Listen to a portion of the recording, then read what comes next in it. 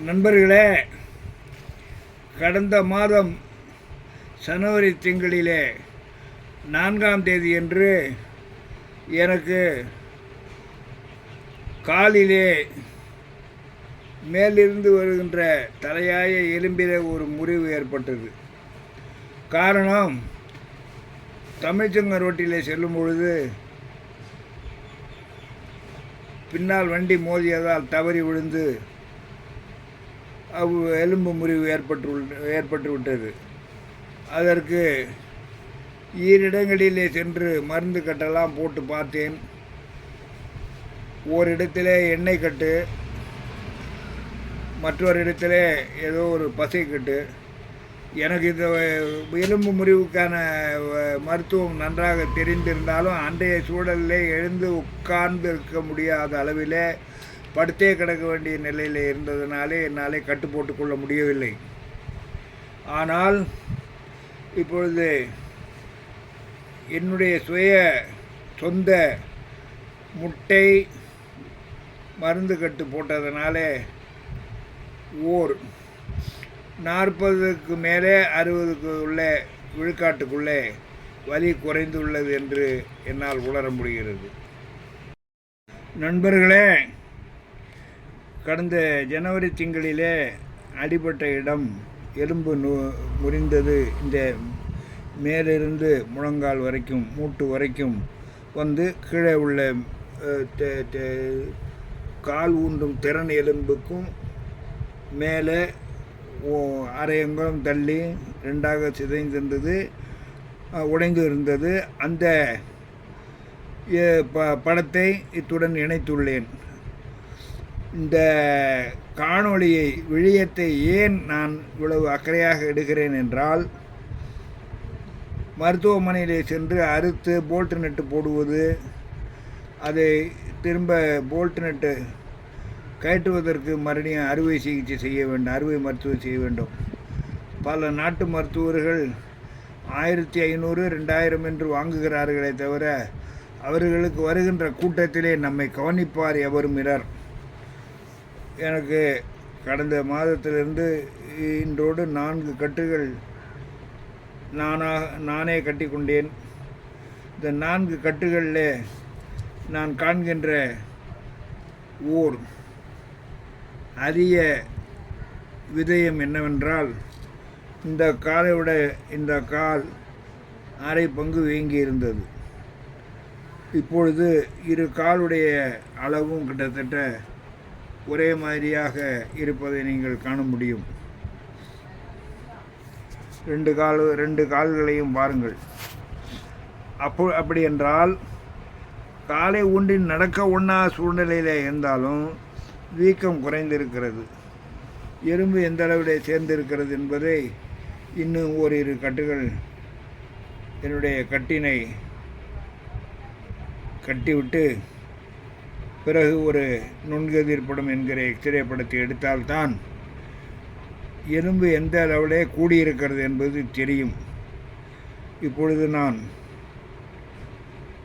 மருந்து, முட்டை, உளுந்த மாவு, ஆப்கானிஸ்தானிலிருந்து வருகின்ற உயர்ந்த அத்திப்பழ பொடி, நல்லெண்ணெய், இறுதியாக ஒரு சிறு புளியங்கொட்டை அளவுக்கு சுண்ணாம்பு, இவற்றையெல்லாம் கலந்து கட்டப்போகிறேன். நீங்கள் அதை ஒரு நோயாளி தனக்குத்தானே மருத்துவம் செய்து கொள்ளுகிறான் என்றால், 82 வயது எனக்கு என்னுடைய தன்னம்பிக்கையை நீங்கள் பார்த்து வயதில் குறைந்தவர்களாக இருந்தால் உங்களுடைய இழப்பை சரி செய்து கொள்ள வேண்டும். அதிகமான செலவை நீங்கள் செலவு செய்து உங்களுடைய பணத்தை வீணாக்கிவிடக்கூடாது என்ற அக்கறையிலே ஒளியும் மறைவில்லாமல் இந்த மருந்து கட்டும் முறையை உங்களுக்கு நான் படமாக்கி விடப்போகின்றேன். இதற்கு உதவியாக என்னுடைய பெயர்த்தி தமிழ்வாணி இந்த வீடியோவை காணொளியை எடுத்துக்கொண்டிருக்கிறாள். இப்பொழுது முட்டையை முதலிலே உடைத்து பாத்திரத்தில் ஊற்றப் போகிறேன். அதை பாருங்கள். இது மருந்து கலக்குவதற்குரிய கலன். 5 முட்டை வாங்கி வைத்திருக்கிறேன். இது நானே அரைத்த உளுந்து மாவு. இது ஆப்கானிஸ்தானிலிருந்து வந்திருக்கின்ற உலர் அத்திப்பழத்தினுடைய பொடி. அது நேரடியாக பொடி ஆகாது. எனவே அதையும் உளுந்து மாவையும் சேர்த்து மிக்சியில் அரைத்து வைத்திருக்கிறேன். அது உலர் அத்திப்பழம் என்பது பசை போன்று இருக்கிற காரணத்தினாலே அதை எவ்வளவு அரைத்தாலும் அது நுண்பொடியாக ஆகாது, நைஸாக ஆகாது. அதனால் இவ்வாறு அரைத்து வைத்திருக்கிறேன். அதுக்கு அடுத்தது தூய நல்லெண்ணெய். இவற்றையெல்லாம் ஒவ்வொன்றாக நான் சேர்க்கப் போகின்றேன். பாருங்கள்.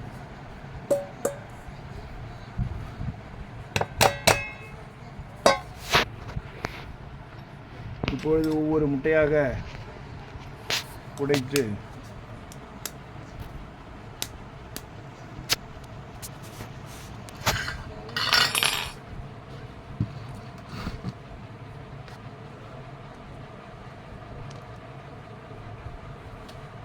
நமக்கு தேவை இந்த வெண்மையான வெண்கரு என்கிறார்களே, அதுதான். மஞ்சள் கரு தேவையில்லை. சற்று பொறுமையாக செய்ய வேண்டும் நண்பர்களே. அவசரமாக செய்தால் பணி சிறக்காது. அதனாலே நீங்கள் செய்வதை சரியாக செய்ய முயற்சி செய்யுங்கள்.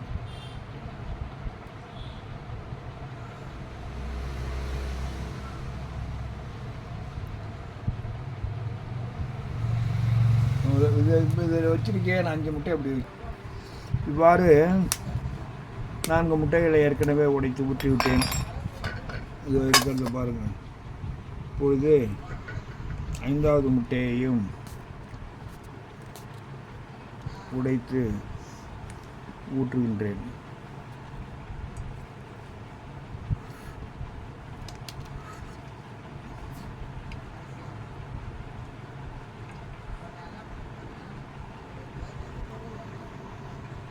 இந்த முட்டையில் ஊற்றினால் பசை சற்றே ஆகாமல் இருக்கும். 4 முட்டை என்றால் சற்றே இறுக்கமாகிவிடும். அதற்காகத்தான் 5 முட்டை. 4 முட்டை போதுமானது. ஆனால் புண்ணின் தன்மைக்கு ஏற்ப 5 முட்டைகள் கூடலாம், 6 முட்டைகளும் போட்டுக்கலாம். முட்டை 6 ரூபாய் 7 ரூபாய் தானே. அதனாலே கஞ்சத்தனம் அதெல்லாம் செய்ய முடியாது. நம்ம உயிரை விட முட்டை 6-7 ரூபாய் என்பது பெரிதென்று.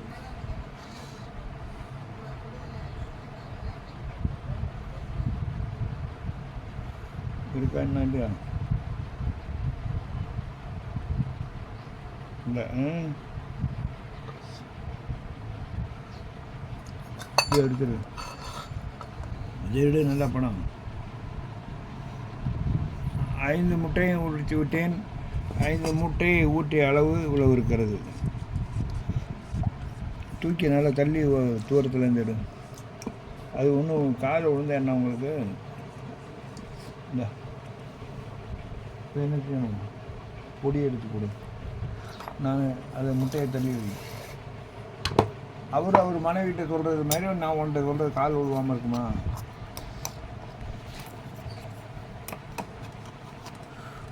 ஒரு ஹெல்ப்புன்னா ஒரு 2 கலந்த பொடி, ஒரு கரண்டி தேக்கரண்டி இல்லை, மேசை கரண்டி.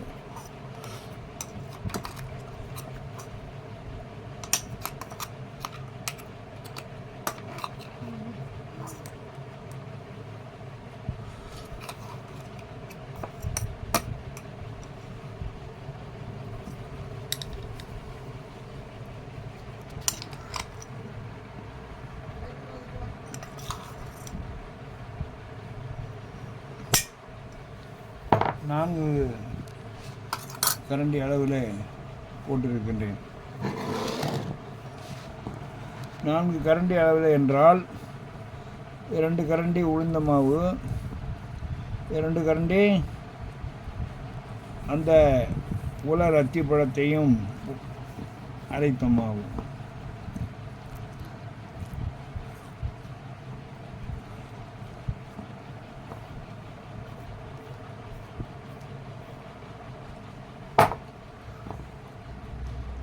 ஏய் சுண்ணம் போகணும்.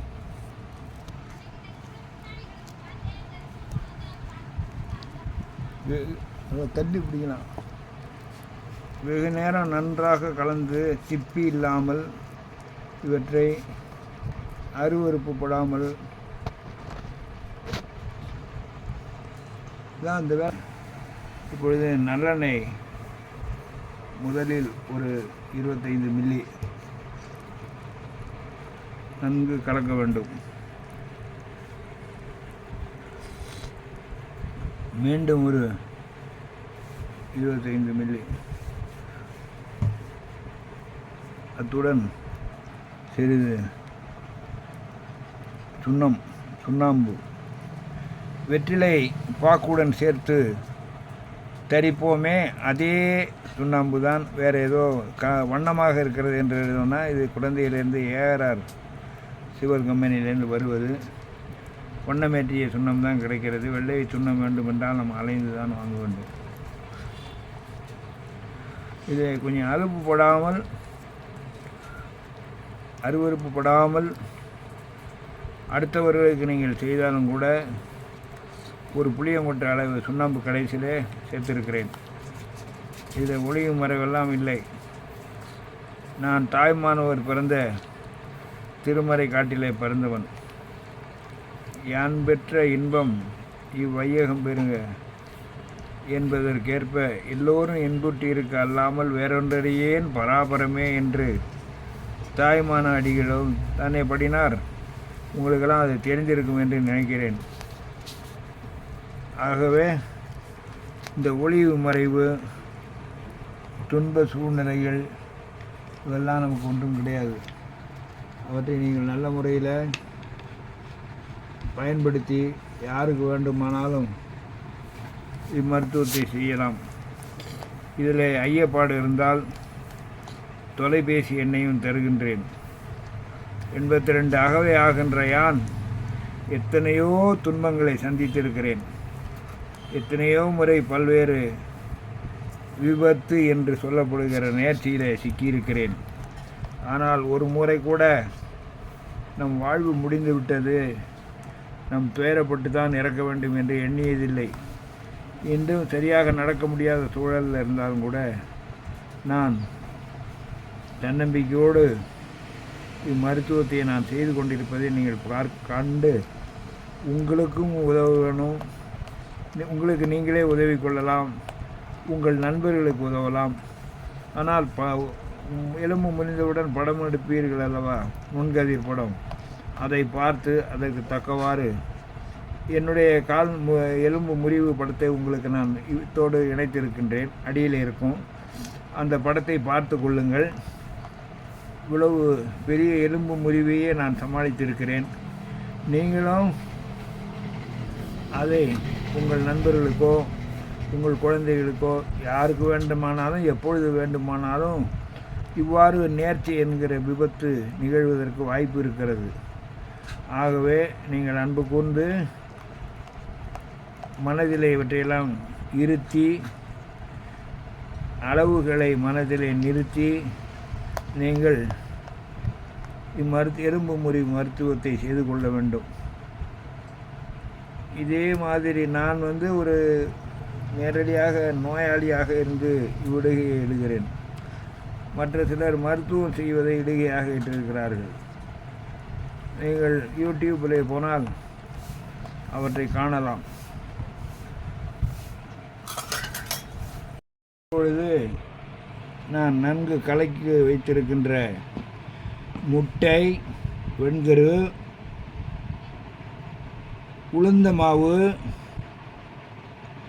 அத்திப்பழ பொடி, நல்ல எண்ணெய், நல்லெண்ணெய், கடைசியாக சிறிது ஒரு சிறு புளியங்கொட்டை அளவுக்கு வெற்றிலை பாக்கோடு இணைத்து போடுகின்ற சுண்ணாம்பு, வெள்ளையடிக்கிற சுண்ணாம்பு ஆகாது. இவற்றையெல்லாம் இப்படி கலந்து வைத்திருக்கிறேன். இப்பொழுது இதை நான் துணியிலே தடவுகிறேன்.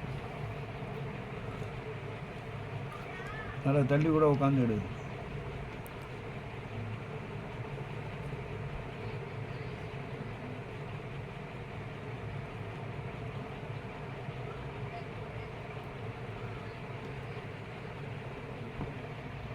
கொஞ்சம் பொறுமையாக செய்ய வேண்டும். பொறுமை என்னும் நகைய நின்று பெருமை கொள்ள வேண்டும் பெண்கள் பொறுமை என்னும் என்று பெண்களுக்காக பாடிய பாட்டு அது. ஆனால்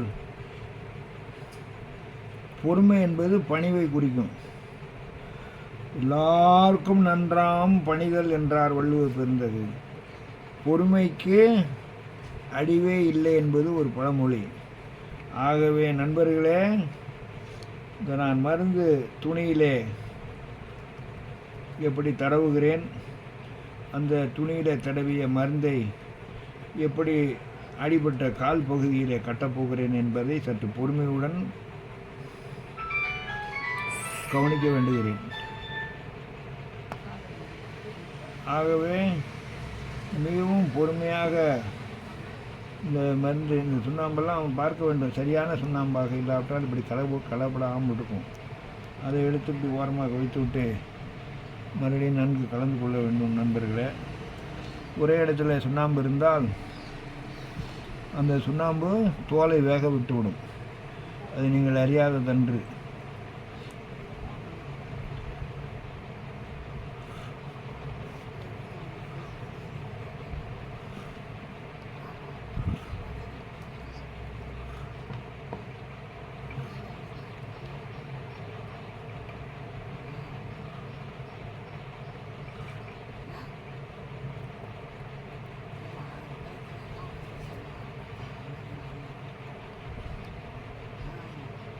உங்கள் வசதி போல் ஒரு வலிப்பானோ ஒரு கரண்டியை வைத்து கூட இவ்வாறு பரவலாக தடவி கொள்ளலாம். ஒன்றும் பிழை இல்லை.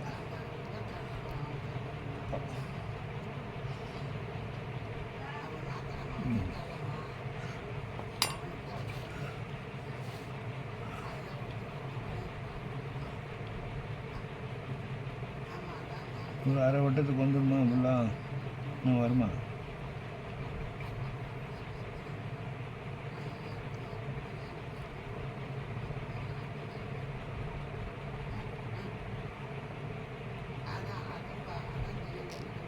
அப்புறம் எல்லாத்தையும் தூக்கி விட்டுறிஞ்சிடும். இவ்வாறு சமமாக பரப்பி அவற்றை இப்பொழுது நான் என்ன செய்ய போகிறேன் என்றால், காலில் எடுத்து போட போகிறேன்.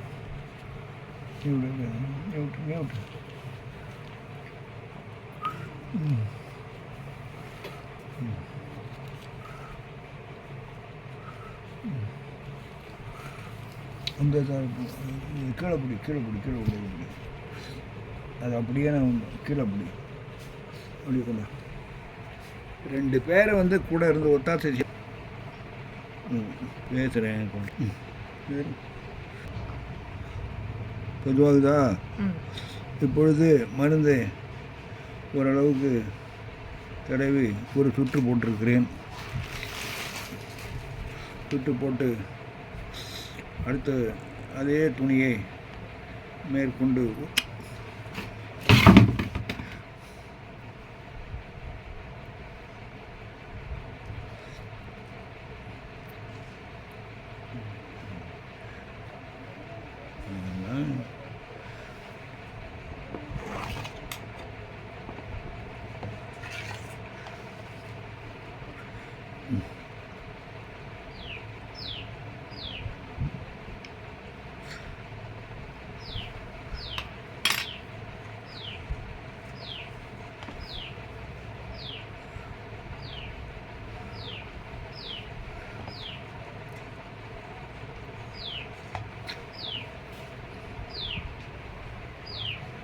அடிபட்டு எலும்பு உடைந்திருக்கிற இடம் இப்பகுதி.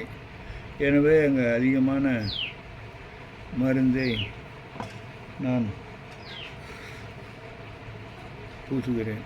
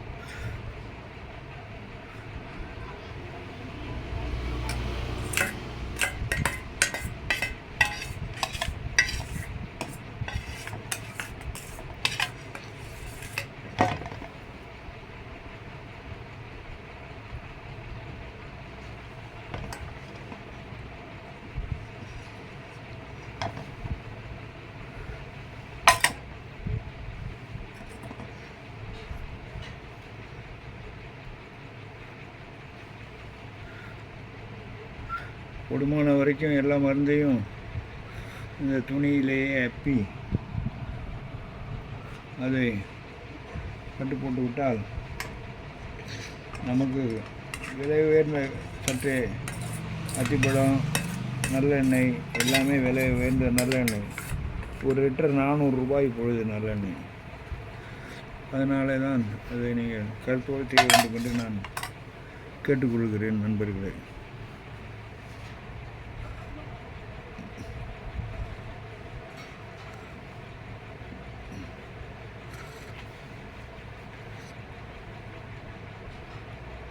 நிதானமாக ஒவ்வொரு பணியாக செய்தால் சீக்கிரம் குணமாகிவிடும் என்பது என்னுடைய கருத்து.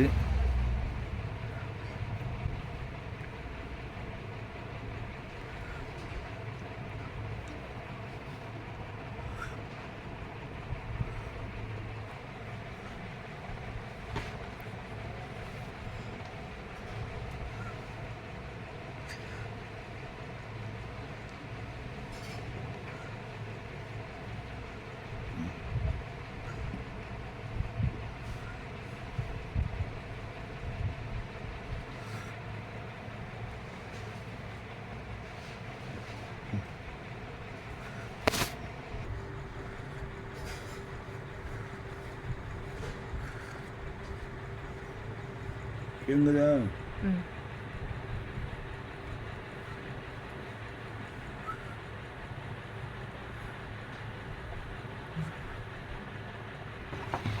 விட்டதற்கு மேலே பேட்டேஜ் கிளாத் என்று சொல்லுகிறோமே, அதை பயன்படுத்தி ஒரு கட்டு போட போகிறேன்.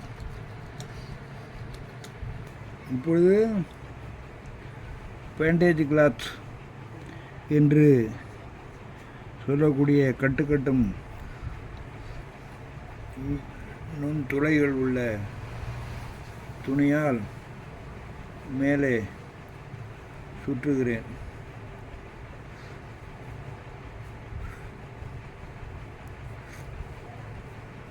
சற்று இறுக்கமாக கூட சுற்றலாம், அதனாலே பிழை ஒன்றுமில்லை.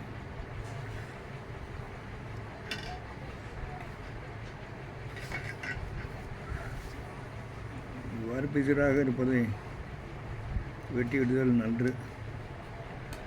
அப்புறம் பிசிறாக இருக்கின்றது இழுத்தால் எல்லாம் வந்துவிடும்.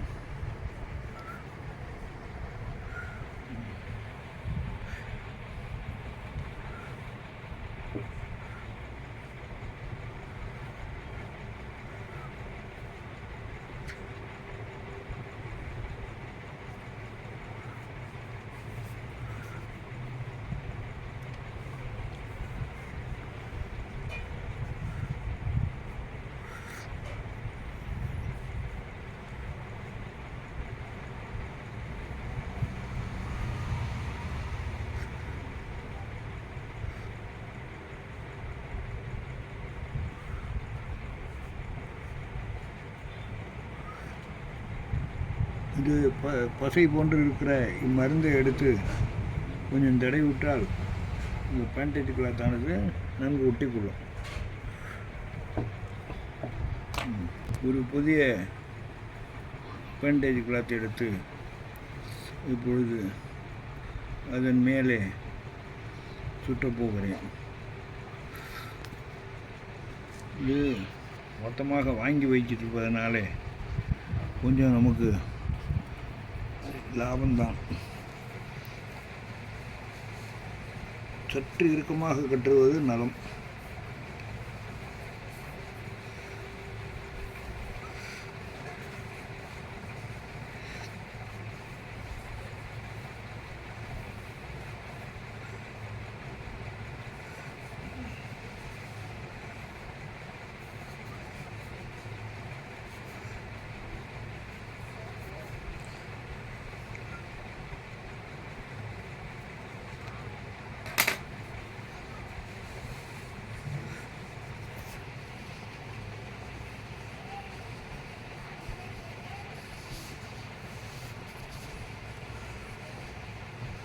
சற்று நளினமாக, சற்று உயர்தரமாக பணியாற்ற வேண்டும். நம் உயிரே காலில் தான் இருக்கிறது. அதனாலே எந்த வேலையை செய்தாலும் நீங்கள் தெளிவாக செய்வீர்களேயானால் உங்களுக்கு துன்பங்கள் விரைந்து தீரும். துன்பங்கள் தீர வேண்டுமென்றால் முதலில் பொறுமை வேண்டும். நானும் கொஞ்சம் அவசரக்காரன்தான், ஆத்திரக்காரன்தான், புத்தியை மட்டும் உள்ளவன் தான். ஆனால் வேலை என்று வந்துவிட்டால் என்னுடைய பொறுமைக்கு எல்லையே இல்லை நண்பர்களே.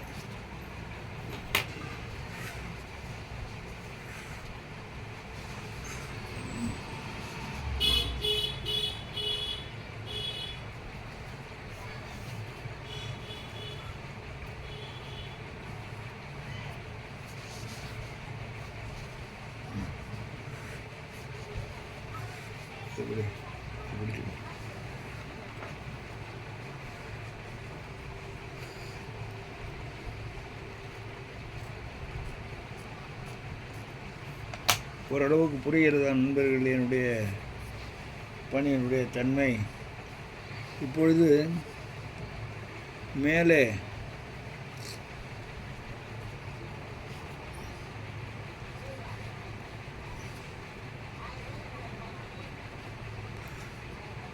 ஒரு துணியை போட்டு முடிச்சாக கட்டாமல் அப்படியே சுற்றி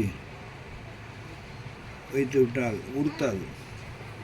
இல்லை என்றால் ஏற்கனவே எலும்பு உடைந்த வழி இது வேறு துன்பப்படுத்தும். இதுவும் ஒரு பேண்டேஜ் போலவே போட்டு விட்டீர்களேயானால் உடுத்தாது.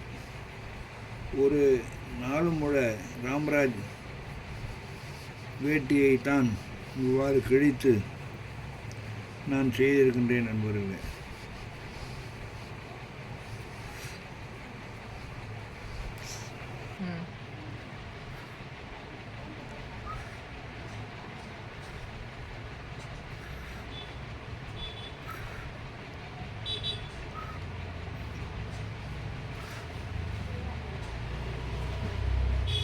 பதிவாகுதா?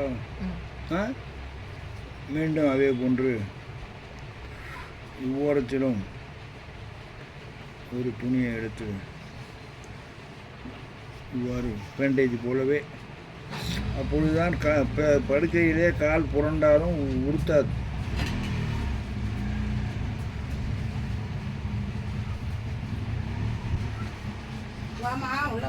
கட்டணும்ல. இறுதியாக ஒரு அழுக்குப்படாமல் இருப்பதற்காக ஒரு பழைய துணியை மேலே இட்டு அதை கட்டுகிறதை பாருங்கள். நமக்கு உள் துணியினுடைய தூய்மையிலே மாசு அழிந்து விடாமல் இருப்பதற்காகத்தான் கட்டுகிறேனே என்று இறுக்கி ஓரளவுக்கு அதை கட்டிவிட்டால் துன்பம் சற்று குறையும் என்பதுதான்.